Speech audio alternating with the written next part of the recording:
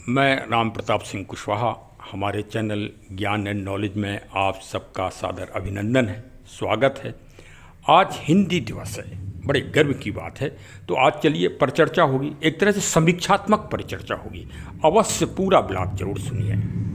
साथियों नमस्कार। आज भारत देश में हिंदी दिवस है, मतलब बहुत ही हम लोगों के लिए गर्व की बात है कि हिंदी दिवस आज हम मना रहे हैं।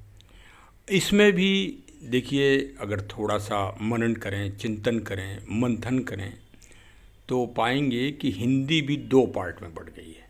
एक तो 14 सितंबर को मनाया जाता है हिंदी दिवस, साथ में विश्व हिंदी दिवस 10 जनवरी को मनाया जाता है। तो जो एक तरह से बंटवारा हो गया विश्व हिंदी दिवस और हिंदी दिवस का। बंटवारा करना हमारे देश में एक मूल संस्कृति बनती जा रही है कि बांटो, पहले संगठित मत रहने दो। तो उसी तरह का शायद दुष्प्रभाव हिंदी को भी सामना करना पड़ रहा है। नहीं तो अगर आप गहराई से और सही रूप से चिंतन करें तो 14 सितंबर वर्ष 1949 को प्रथम प्रधानमंत्री पंडित जवाहरलाल नेहरू द्वारा इसको हमारी संविधान की आधिकारिक भाषा घोषित कर दिया गया था। क्योंकि हमारा जो संविधान लिखा गया है वो देवनागरी लिपि में लिखा गया है और हिंदी को आधिकारिक भाषा घोषित किया गया था। लेकिन कुछ न कुछ तो एक सही बात के लिए हमारे देश में विवाद होना ही है। जैसे भारत और इंडिया चल ही रहा है, तो फिर विवादों में हिंदी क्यों अछूती रह जाती। देखिए भाई, सही यथार्थ चिंतन करना बहुत ज़रूरी है प्रत्येक समृद्ध नागरिक को। जो समृद्ध वो है जो कुछ करना चाहता है या कुछ जानकारी रखता है राष्ट्र के विषय में या अन्य विषयों में जागरूकता रखता है, वो समृद्ध है। बकाया तो रोटी दाल पानी के इंतज़ाम में सभी नागरिक लगे ही हुए हैं। तो उनकी सोच से ये कुछ ऊपर की सोच है और इसमें तार्किक विचारधारा के लोग दिमाग लगाते हैं कि कहीं हिंदी एक प्रबल दावेदार न बन जाए देश में और एक सशक्त भाषा न बन जाए। यद्यपि अभी हाल में हुए G20 सम्मेलन में जो विभिन्न देशों के राजनयिक आए, उन्होंने बहुत ही श्रेष्ठतम हिंदी को बोला और वास्तव में वो बहुत ही सारगर्भित है। और आज देखा जाए तो हिंदी दुनिया की तीसरी सबसे बड़ी भाषा है। और अगर आप शब्दकोश के हिसाब से भी देखें तो हर भाषा का शब्दकोश है, उस दृष्टिकोण से भी ये दुनिया की अव्वल भाषाओं को टक्कर दे रही है। और हो सकता है कि यदि इसी रफ्तार से ये आगे बढ़ती रही और दुनिया के राजनयिक व्यवसायिक दृष्टिकोण को ध्यान में रखते हुए हिंदी बोलना अगर उन्होंने प्रारंभ कर दिया और आप भी अपने मंतव्य पर डटे रहे कि हमें हिंदी में ही बोलना है, तो निसंदेह ये दुनिया की सबसे प्रथम भाषा कुछ दिनों में बन जाएगी। लेकिन उसके लिए आपको अपना थोड़ा सा स्वाभिमान और थोड़ा सा हिंदी के प्रति अपना झुकाव, अपना समर्थन, अपना दृष्टिकोण उच्च रखना होगा। उच्च नहीं, सर्वोच्च रखना होगा, तब आप ऐसा कर ले जाएंगे। भारत का संविधान जो अनुच्छेद है वो 343(1) से लेके और 351 तक हिंदी भाषा का ही चर्चा है।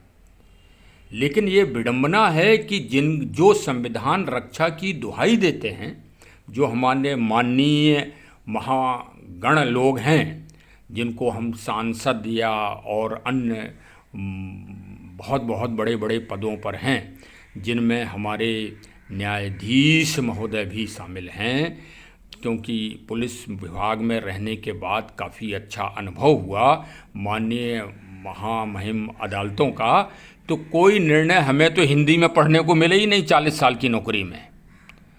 और आगे भी लग रहा है कि हिंदी हर जगह तो अपना स्थान बना सकती है, लेकिन जो वास्तव में हिंदी के के रखवाले हमारे न्यायालय हैं, जिन्हें संविधान की रक्षा करना ही चाहिए, वो शायद अभी तक इस सोच में अपना परिवर्तन नहीं कर पाए हैं। इसी कारण हिंदी की दयनीय स्थिति हो रही है, और जो बड़ी ही विचारशील है, और इसको बड़ा संघर्ष करना पड़ रहा है, क्योंकि जब रखवाले ही अगर उसको समृद्ध नहीं बनाएंगे तो हम ऐसे पिछलग्गुओं से क्या होता है, कुछ नहीं होता है, चिल्लाते रहेंगे बस ऐसे यूट्यूब पे। अच्छा, हिंदी की अगर दुर्गति अगर आपको देखना है और वास्तव में हिंदी की स्थिति का आकलन करना है, देखिए कहे कोई कुछ भी कि हम हिंदी, करोड़ों रुपया अरबों रुपया खर्च हो रहा है हिंदी के फंड पे, वो कहाँ जा रहा है वो तो भगवान ही जाने और सरकारें जाने, अब वो तो हम लोग तो कुछ कह नहीं सकते। लेकिन एक छोटा सा यूट्यूब बनाओ आप अपना, यूट्यूब पे कोई चीज़ डालो और फिर देखो जनता के, नागरिकों के कमेंट आएंगे। तो अगर 10 कमेंट आएंगे तो उसमें 9 कमेंट इंग्लिश भाषा में होंगे। हाँ, इंग्लिश ही चलेगी, अंग्रेजी भाषा चलेगी। हिंदी में बेचारा एक आधा कोई कमेंट करेगा तो वो भी उस पे कोई लाइक नहीं मिलना है। और इंग्लिश वालों में अरे ऐसे धड़ाधड़ लाइक मिलते हैं, कुछ पूछो नहीं। तब हिंदी अपना माथा पीट कर रोने लगती है, चिल्लाती है, चिल्लाती है कि अरे भाई कोई यूट्यूबर हमको भी ज़रा स्थान दे दो और हमारी भी आवाज़ को उठा दो इस देश में, इस महान देश में। क्योंकि संस्कृत के बाद जब ईरान, अफ़गानिस्तान, इराक, पाकिस्तान, अखंड भारत, बांग्लादेश आदि सबके लोग इस भारत भूमि में मिले, चाहे वो आक्रमणकारी के रूप में मिले हों या वैसे अपने आ गए हों देशाटन करने, तब जिस भाषा का जन्म हुआ वो भाषा है हिंदी। क्योंकि जो ये आक्रमणकारी या जो अन्य पाश्चात्य देशों से लोग आए थे वो खड़ी भाषा बोलते थे, उस खड़ी भाषा का विभ्रंश रूप है और संस्कृति का मिक्सअप है, संस्कृत का मिक्सअप है हिंदी भाषा। और देखा जाए कि जितने देशों के ये नाम हमने लिए हैं इनमें सब लोग हिंदी समझते हैं और अधिक से अधिक लोग हिंदी बोलते हैं। जो स्थानीय भाषा नहीं बोल पाते वो हिंदी में बात को समझते हैं। आप चले जाइए अफ़गानिस्तान में जाके देख लीजिए, हिंदी खूब फर्राटे से बोलते हैं। आप ईरान चले जाइए, इराक चले जाइए, हिंदी को वो समझते हैं। आप कहीं थाईलैंड चले जाइए, कंबोडिया चले जाइए, हिंदी, बर्मा चले जाइए, सब लोग हिंदी समझते हैं।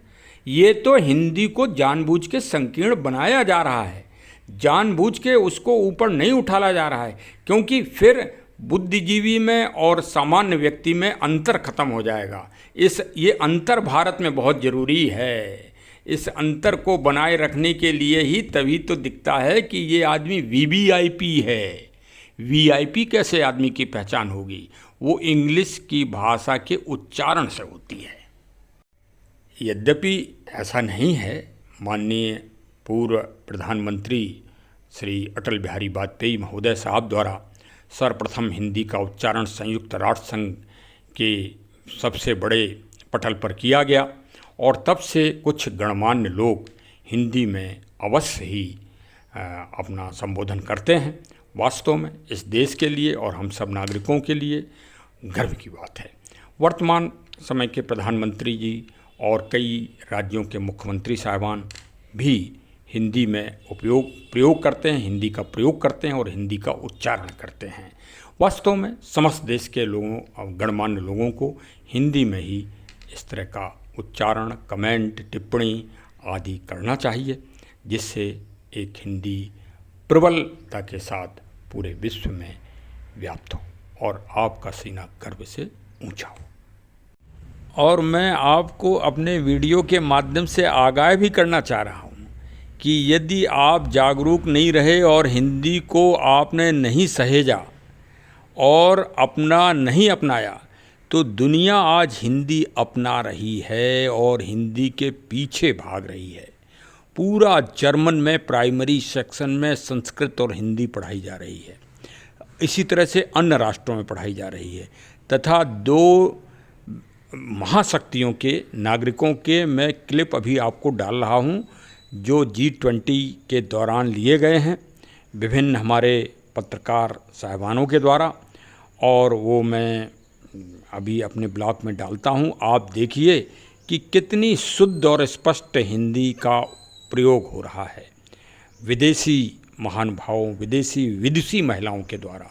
महिला शक्ति को आप देखिए कि कितनी हिंदी से उनको अगाध प्रेम और श्रद्धा है कि उन्होंने हिंदी को सीख लिया है और पूरे विश्व पटल पर वो बोल रही हैं हिंदी को।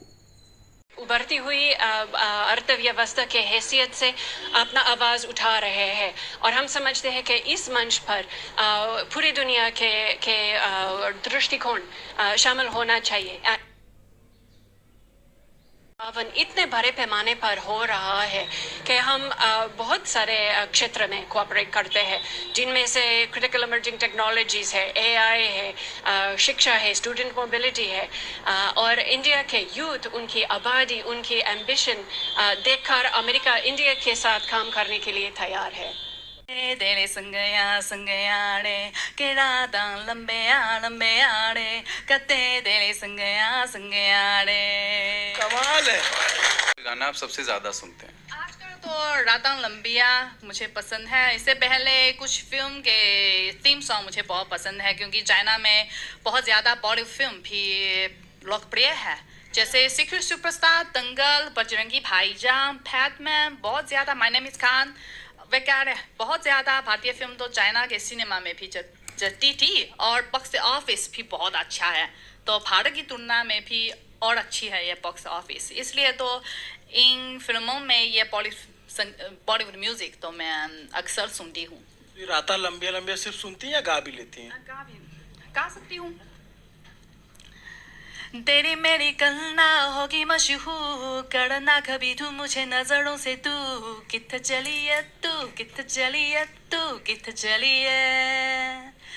जानदा ये तू, तेरे बिना मेरा न हूँ, मेरे बिना तू, कित्थे चली है तू, कित्थे चली है तू, कित्थे चली है। और भी तो बहुत सारे नाम हैं इंडिया में। हाँ, क्योंकि मीरा एक प्रेम प्रसार करने वाली लड़की है, हाँ है ना, प्रेम प्रसाद का प्रतीक है ना। और मैं सोचती हूँ क्योंकि मैं भारतीय संस्कृति से इतना प्यार करती हूँ, मैं भी ये प्रेम प्रसार करना चाहती हूँ, इसलिए मैं अपने का मीरा ये नाम रखा। गजब, आपको मतलब पता है, पर्याप्त जानकारी है हिंदुस्तान के बारे। ये देख के आप पाएंगे कि आप बहुत पीछे हैं, इसलिए अपनी मातृभाषा को मूल रूप से पकड़िए। चलिए साहब, आपने हमको सुना और समझा और हिंदी के महत्व को समझा। वास्तव में हिंदी हमारी राष्ट्रभाषा है और हमें जन जन को इस पे गर्व करना चाहिए। वर्ष 2023 का आपको स्लोगन भी बता दें कि हिंदी का क्या थीम रखी गई है। हिंदी को जनमत की भाषा बनाना, हिंदी को जनमत की भाषा बनाना है, बगैर उनकी मातृभाषा के महत्व को भुलाए। मतलब स्थानीय लोग, जो हमारी स्थानीय 1900 भाषाएं हैं हमारे महान देश में, उन भाषाओं को, स्थानीय भाषाओं को कोई क्षति ना हो और हिंदी को हमें उच्च और सर्वोच्च बनाना है, ऐसी थीम 2023 में रखी गई है। तो भाई अब अंत में तो निवेदन है ही कि हमारे YouTube को आप फॉरवर्ड करिए और बेल आइकन की बटन दबाइए, जिससे हमारे नोटिफिकेशन तुरंत आपके पास पहुंच जाएं। और एक और हम आपको सूचना दे दें कि जो 2023 की प्रतियोगिता परीक्षा रक्षा से रक्षा हुई थी, उसका जो प्रश्न और उसके उत्तर आपको अगले रविवार और शनिवार और रविवार को सुनने को मिलेंगे और अवलोकन करने को मिलेंगे हमारे YouTube चैनल ज्ञान एंड नॉलेज में। साथ ही साथ जो G20 महासम्मेलन हुआ है भारत में महानता के साथ सफलतम रूप से, उसके 12 टॉपिक हमने छांटे हैं जो प्रकृति से ओतप्रोत हैं, क्योंकि हमारा चैनल प्रकृति पर्यावरण को प्रश्रय देता है और उसका प्रचार प्रसार करता है, रक्षा और संवर्धन का विशेष कार्य करता है। तो जो G20 सम्मेलन हुआ ये वास्तव में क्लाइमेट चेंजिंग का फाइनेंशियल पटल था, विश्व पटल। फाइनेंस, जब किसी भी योजना के लिए जब तक फाइनेंस कलेक्ट नहीं होगा तब तक वो उस योजना कैसे सफल हो सकती है। तो उसमें हमारे अध्यक्ष के रूप में माननीय प्रधानमंत्री जी श्री नरेंद्र दामोदर दास मोदी साहब ने बहुत ही उज्जवल और अव्वल कार्य किया है और वास्तव में प्रकृति और पर्यावरण की रक्षा के लिए उन्होंने दुनिया की महाशक्तियों को सम्मोहित कर लिया और वह कार्य कराया जो वास्तव में प्रकृति और पर्यावरण के बहुत दूरगामी परिणाम लेके चलेगा और साथ ही साथ भारतीय संस्कृति को सर्वोच्च शिखर पर पहुंचाया। तो चलिए 12 ट्रिप्स, जैसे नटराज जी की मूर्ति, जैसे कोणार्क का धर्म चक्र, समय चक्र, वास्तव में इनका बहुत बड़ा महत्व है। उस महत्व पर थोड़ी थोड़ी सी प्रकाश डाला जाएगा, थोड़ा थोड़ा प्रकाश, और बहुत ज्ञानवर्धक होगा और अभिरुचिपूर्ण होगा। तो चलिए हमारे चैनल को सब्सक्राइब जरूर करिए। धन्यवाद, धन्यवाद। जय हिंद, जय हिंद, जय हिंद।